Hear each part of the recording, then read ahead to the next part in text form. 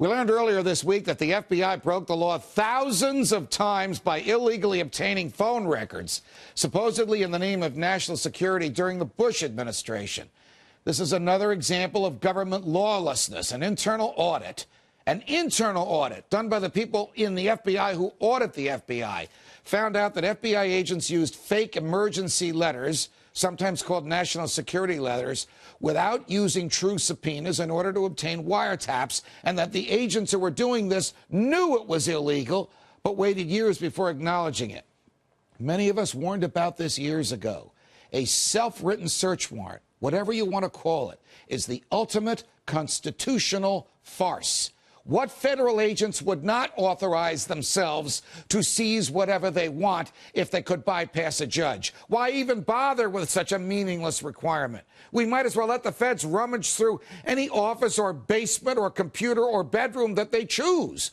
Who would trust government agents with this unfettered, unreviewable power? The framers did not. That's why we have a Fourth Amendment.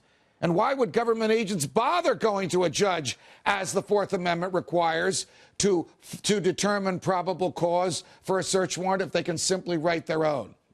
Big Brother must have caught on, because federal agents have written and executed self-written search warrants on over 120,000 unsuspecting Americans since October 2001. Yesterday, they admitted to about 4,000 in the latter years of President Bush's presidency. Joining me now is James Bovard, policy advisor to the Future of Freedom Foundation and the best-selling author of 8 books, the most recent of which is The Bush Betrayal. James, welcome back to Freedom Watch. Hey, Judge. Thanks for having me on. No surprise from you or me and most of the folks watching us now that the FBI says it was a technicality that it didn't comply with, which resulted in this new thing that they've created called emergency letters or exigency letters, whereby they persuaded telephone companies to hand over information about phone calls.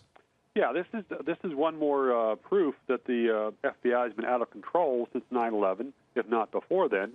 And it was kind of the Washington Post had this in a page one story yesterday, and it's kind of funny. It was a story that looked like it could have been written by the FBI itself, because there were all these references to the FBI having technical violations of federal law, but there was no indication at all that there were any FBI criminals. Right. I wonder if anybody in the Justice Department will prosecute anybody else in the Justice Department. You know, I hate to say this, because this really started with an abominable piece of legislation in 1986, which means it was signed into law by Ronald Reagan, called the Bank Privacy Act of 1986, which supposedly guaranteed the privacy of your banking records unless the FBI came calling and said it was for terrorism. Then the FBI could write itself permission to find out what you were doing in your bank. Now, that information couldn't be used in prosecution against you, but the FBI could use it to gather other information. From that, of course, we went to the Patriot Act, which let them write their own self-written search warrants for virtually anything that they wanted, including your medical records, your legal records, your grocery bill records, the keystrokes that you touch on your laptop at home. So is it any surprise that if you give federal agents an inch, they'll take a yard or a mile? Well, it's not any surprise, but it's one thing that surprised me about this latest story. I mean, there was a funny comment in there about one of the FBI's general counsel, who said it was a good-hearted error on the part of the agents who broke the law. But something which is really comical here is you've got some details in here about how the FBI admitted that it had done phone record searches and illegal phone record searches of reporters for the Washington Post and the New York Times, and neither the Washington Post nor the New York Times raised hell about this.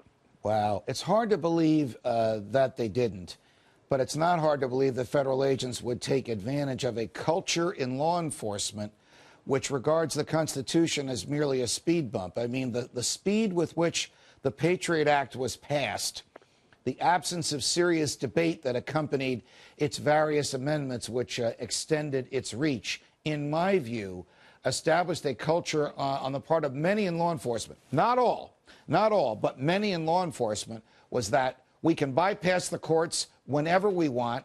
We can do whatever we want, as long as we can make an arguable claim that it has to do with the war on terror. Well, we now know that many of these phone records that they got had nothing to do with the war on terror, and still, they violated a half dozen federal statutes and their own oaths to uphold the Constitution. Who talks about the Constitution anymore, except people on this show? Well, there's, one thing that's surprising about these outrages with these so-called national security letters, which are, government search warrants with no court approval, is that there's been almost no interest on Capitol Hill in digging into figuring out whose privacy was violated, because this most recent story says that there were 2,000 U.S. telephone records that were seized by the FBI in violation of federal law. We have no idea whose names that there were. It might have been your name, some of the stuff you've written about the Patriot Act. Right. That's the insidious part of what the government does and of the Patriot Act itself, James. And you know this, and I think most folks watching us now and listening to us now know this as well. If the government doesn't use whatever evidence it finds from your records against you, you will never know that your privacy was violated. Because when they serve this self-written search warrant on your doctor, your lawyer, your telephone company, your computer server, even the person that owns the local bookstore or the local librarian, the service of that self-written search warrant is accompanied with the following. Now, you can't tell anybody about this. You can't tell anybody we gave you this piece of paper. Otherwise, you yourself could go to jail for 5 years. Yeah, and it's a completely unconstitutional gag order, and it was something which was put in place to kind of make it almost impossible to know how the federal government was abusing the new powers that it seized. And when federal judges have been about to declare that gag order unconstitutional, the government usually backs down. My favorite case on this, you and I have both written about it, is the librarians of Bridgeport, Connecticut. I mean, she was about 86 years old when the FBI walked in and handed her a self-written search warrant, wanting to know who had taken certain books out of a government library, and they told her not to talk to anybody. She said to them, "Who the heck are you?" And she handed the search warrant to her 75-year-old assistant. The government indicted the two of them for talking about the search warrant. And when a federal judge in Bridgeport was about to declare that portion that prohibited talk of the Patriot Act unconstitutional, the government backed down. What part of Congress shall make no law abridging the freedom of speech, or what part of only warrants issued by judges upon probable cause does the Congress not understand? Well, Congress doesn't give a damn. I mean, there are so few congressmen who have been diligent on the Fourth Amendment. Senator Feingold of Wisconsin has done some good stuff on it, but otherwise, the Fourth Amendment has not held Congress's attention. Ron Paul has done some good stuff on the financial angles. But, I mean, overall, Fourth Amendment just doesn't get any attention in D.C. So where do you think this ends? There's a culture on the part of the federal government that FBI agents can write their own search warrants. Let's see. We fought a revolution in part because of something called the Writs of Assistance Act, in which Parliament authorized British soldiers to write their own search warrants. So we've come 360 degrees from a foreign king and a foreign parliament saying their agents could knock on our doors and handwrite themselves permission to enter, to a popularly elected government authorizing its agents to knock on our doors and handwriting themselves permission to enter. Where does this end? Well, the thing that will probably happen next is that once this full report on the FBI lawbreaking hits the streets, the FBI will probably solemnly announce it's going to institute some new ethics training for FBI agents.